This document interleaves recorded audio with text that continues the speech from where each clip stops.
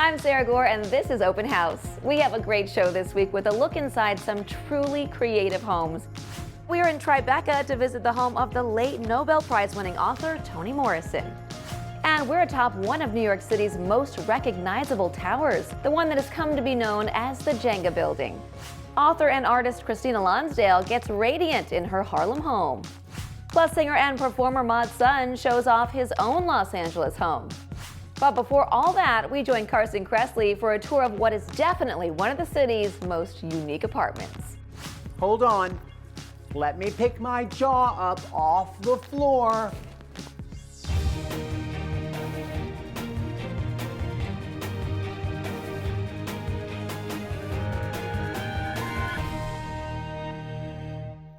Welcome to Open House. As any regular viewer knows, we tour some pretty impressive homes on this show, so we thought, let's try something new. What if we gave the ever-dapper, ever-charming Carson Kressley free rein to explore one of these homes? Fun, right? Located on the Upper East Side, just a stone's throw from Central Park, this palatial and dramatic triplex is filled with dazzling architectural details all throughout its well over 6,000 square feet. Take it away, Carson. Hey everybody, it's me, Carson Kressley. We're here on the Upper East Side of Manhattan, and I heard this penthouse is amazing, so let's go look around.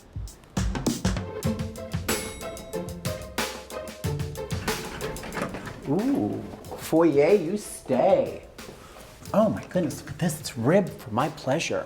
I guess this must be the entertaining area because the bar is here. I'll bet there's a full-on fridge here. Oh, it's a wine cellar, but it's in the wall. Good morning, great to see you. This is fancy. Look at this bar, it says push. Look at that. You could plug your blender in there and no one would ever know the outlet was here. Boop.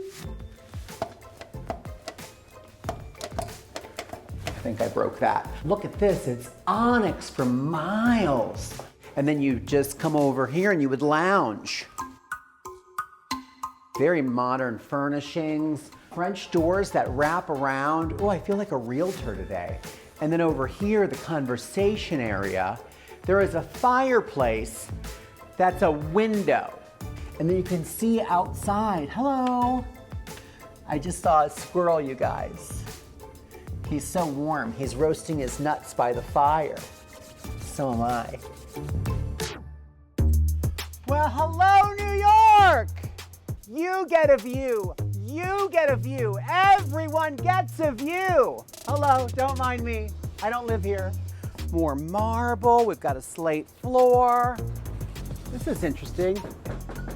Ooh, copper. I don't even know her. And then over here, look at this. Dining table for, well, I don't do math, but a lot of people. Ma'am, you should put a top on. These neighbors. Look at this. Hold on. Let me pick my jaw up off the floor. This is incredible. Beautifully high lacquered, ebonized wood. I think if I had this, I could probably even get a husband.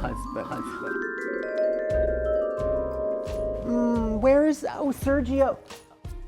Sergio? He must be making me breakfast.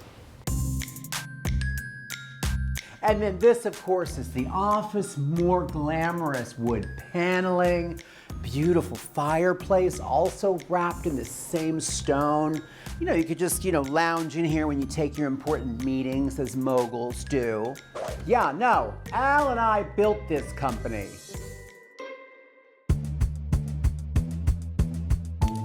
All right, and they're telling me there's a third floor, so it's gotta be up here, right? Really get my steps in. And when you come up here, after those stairs, you can come in here and do more exercise stuff. I don't know what this is. It's like a computer or something attached to a moving sidewalk. But then come out here and you've got all of Central Park right at your feet. And then of course this self-portrait. I mean, we have the same nose, same surgeon.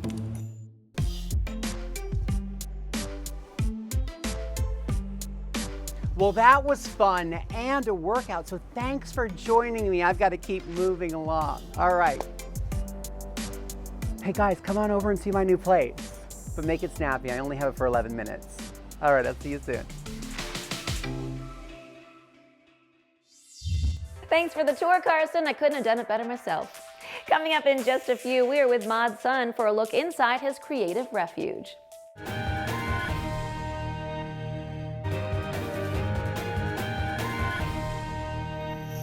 Welcome back, everyone. Now we're in the Woodland Hills section of Los Angeles with singer and performer Mod's son. His new album is called Internet Killed the Rock Star, but his place is very much alive with music, art, and the things that inspire and drive him.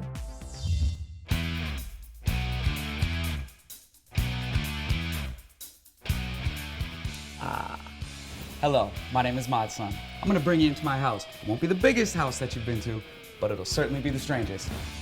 Come on in. Welcome to my kitchen. This was the first dollar that I ever made as Mod's son. As you can see, I've turned it into $1 million. Look where I am today, dude. I have a fascination with holding on to things that I had as a kid. These are all cars that I legitimately had, like when I was a kid. These are two little, check it out. It's my first album as Mod's son. It's called Look Up. Well, that's enough of memory lane. We're gonna keep it moving to Jim Morrison, who are gonna come with us.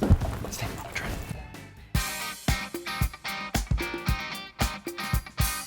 So this is the living room of my house. Since I was a kid, I've dreamed of having plaques. But this is a plaque from Machine Gun Kelly's song, Bloody Valentine, which I got to co-write with him. So to all you kids out there, don't give up.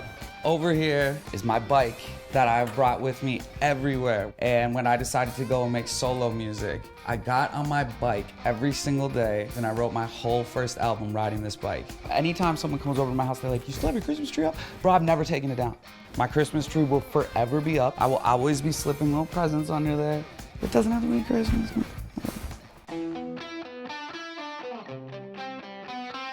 Right when you walk down the stairs, this is how it starts. This is my almighty list of real rock stars. I love to collect like runway pieces. It's a one-piece jumpsuit. Alexander McQueen, love you. This is so special to me. Someone made this, someone who listens to my music from the very start. It says, you have given us the strength. I love that.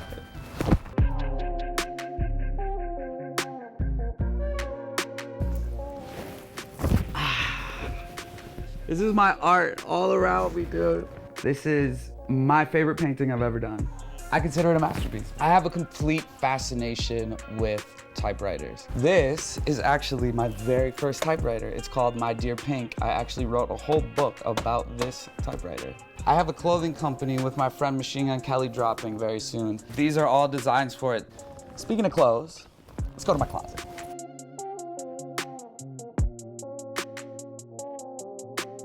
Here's another really item that I love. This is a Margiela runway piece. Super, super huge into boots.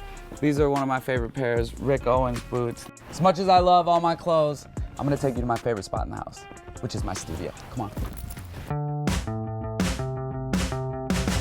Welcome to my studio. This is, without a doubt, the room in my house where I spend the most time. This is my drum set. This is the drum set that you've seen in any of my recent videos. Over here, this is my piano where I end up.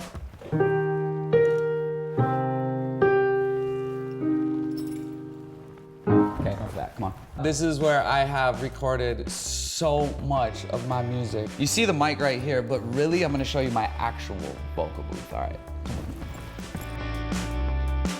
This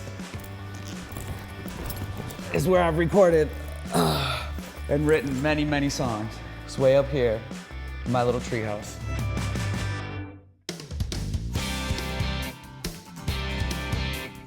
I had a lot of fun with you guys today. Thank you very much for coming through to my house, checking out my world and all my art.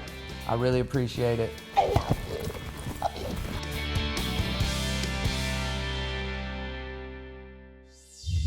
Coming up, we have another creative refuge, this time in Harlem, New York.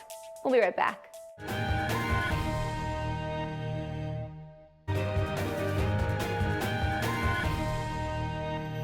Welcome back, everyone. Now we're in Harlem with the artist behind Radiant Human. Christina Lonsdale practices the rare medium of aura photography. She shows off where she pulled her brand new book together and reminds us in the process that homes have an aura too. Take a look.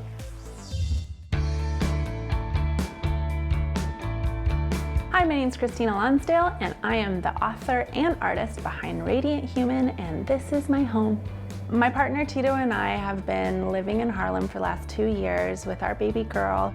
This is our safe haven and our creative sanctuary. Tito just finished an album, and I just finished my book in this apartment. Let me show you around. Radiant Human is a project that I started about 6 years ago. It uses a really interesting camera called the AuraCam 6000. Essentially what it does is it analyzes your body's energy and matches it to a color, and that color comes out as a second exposure. Over the years, I've taken almost 45,000 images, and many of them appear in the book. Just as people have energy, so does spaces. And so it was really important for me that we honored the energy of each room within our home. As you can see, we really love books and we love records. We created a nice cozy atmosphere that didn't have too much else going on. Family and heritage is super important for us. These pillows right here were made by Tito's mother, and I absolutely adore them. The falcon chairs that are opposite of the couch are really cozy, but they're also very structured, and that was really important to me. I didn't really want furniture that you could just get lost in. Right next to my sofa, I have my chimenea, which is essentially a chimney. As a New Mexican, I felt like the chimenea really kind of featured my upbringing the best, and I'm really excited to be able to share this with my daughter. So here we are in my baby girl Luna's room. She's 1.5 years, and I really wanted there to be a playful energy here. All around the room, you'll see wooden toys that was actually made by Tito's father. I mean, the best thing about having kids is you get to revisit childhood again. This came from my great-grandmother. It's actually a bird that still works. There it is.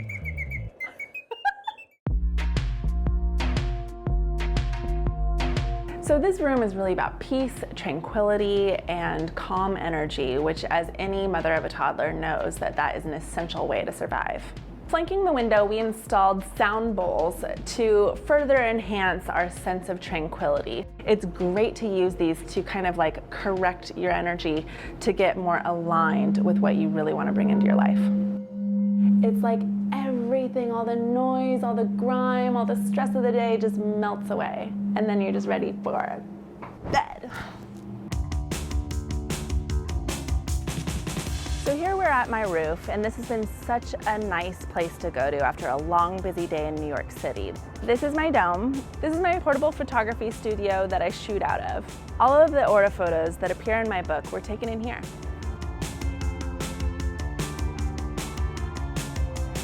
I figured there was no better place to end this tour than here in my dome home with my camera so that you could actually see what is behind the scenes in both Radiant Human, but also my life as well. Definitely check out Christina's book, Radiant Human. It's got me thinking, like, what would my aura be? Don't you want to know that now? I'm thinking it would be purple, and I don't know why. Coming up next, we are atop the Jenga building. You're not going to want to miss it.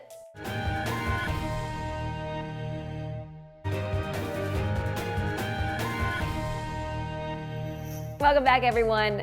Now we're in Tribeca at this distinct addition to the New York City skyline, which has come to be known as the Jenga building, for obvious reasons. We are inside one of the penthouses with architect Dennis Schofield, who created a warm yet unique home against the backdrop of some of the best views of the city you will ever see. Take a look.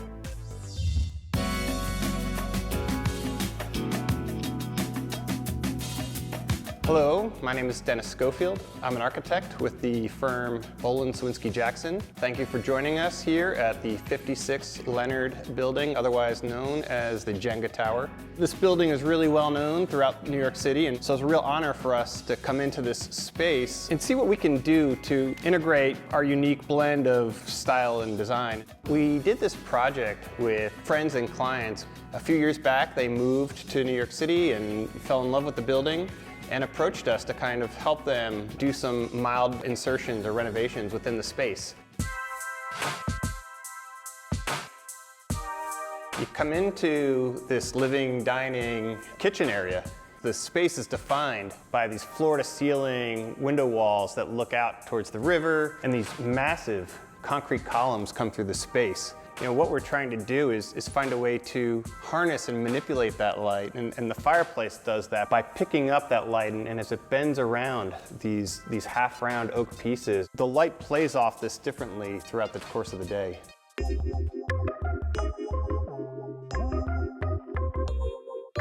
So when we were selecting the furnishings for the place, you know, we wanted to do something that floated, and that comes across over here to the dining table as well. And when we did this top, we did this white inner layer that reflects the clouds, and it has this lightness as this plane floats in the space.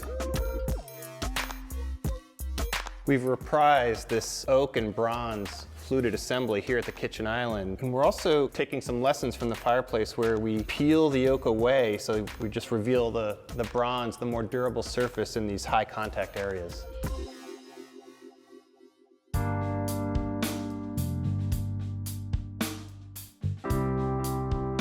As you come into the principal bedroom, we've introduced this wall-hung console, and this is an object that reintroduces these materials, the oak and the bronze, and it kind of grounds you before you begin your nighttime routine.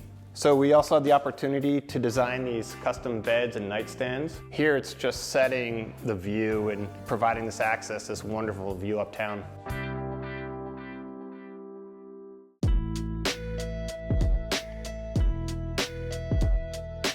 It was really important when we finished our work here that everything felt seamless. The new insertions felt like they grew from the existing conditions. And when you step back and you look at the broad picture, everything feels inevitable. We really feel like that's something we've achieved here, and I'm really glad you could join us for a look.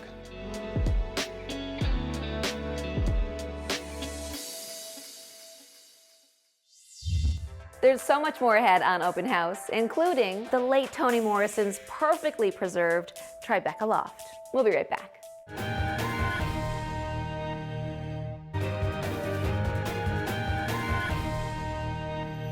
Welcome back to Open House. Now we're in Tribeca at the former home of the late great Nobel laureate Toni Morrison. Her bright and airy loft was her New York City refuge and is exactly as she left it, filled with the things that inspired her. Take a look.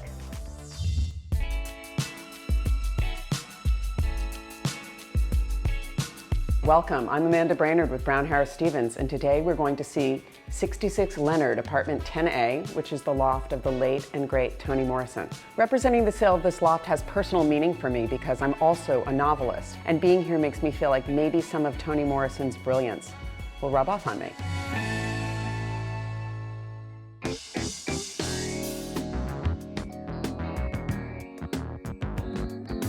One of the most remarkable features of this loft is that there are these beautiful custom bookshelves in all of the public spaces, even here in the dining room, which indicates how important books were in the life of Toni Morrison. The dining area in this loft is very generous, and here she had a formal dining table for dinner parties, but also you can imagine her having a cup of coffee with a friend at this more intimate table. Here's a fun little anecdote. According to Toni's son, Toni used to rub this Buddha for good luck.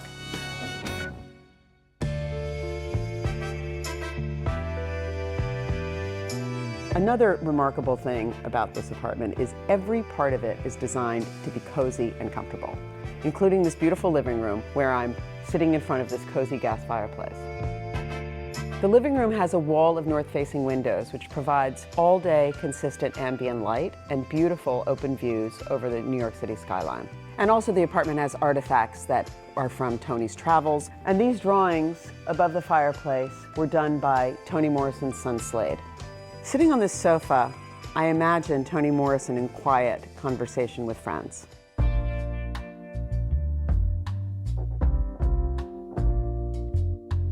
This library is one of my favorite rooms in the whole apartment. There's the computer desk where, of course, Toni had to answer emails, but she also maintained her writing desk where she wrote by hand. And this built-in bookshelf behind me contains history and biographies, all alphabetized, but also displays some of the more interesting artifacts of this apartment, such as the original artwork for Beloved, this key presented to Toni, and photographs of Toni and her family. Here she is with Quincy Jones. I think every dream library has a ladder. This one was custom built for Toni to make the top shelves of every bookcase accessible.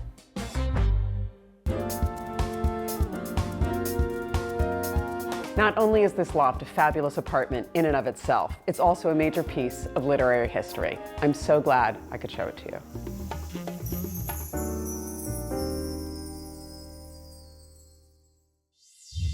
Thanks for watching. Like what you see on the show? Well, be sure to subscribe to our channel. We have so many more beautiful homes to share. It's all about love. Share these homes, you know?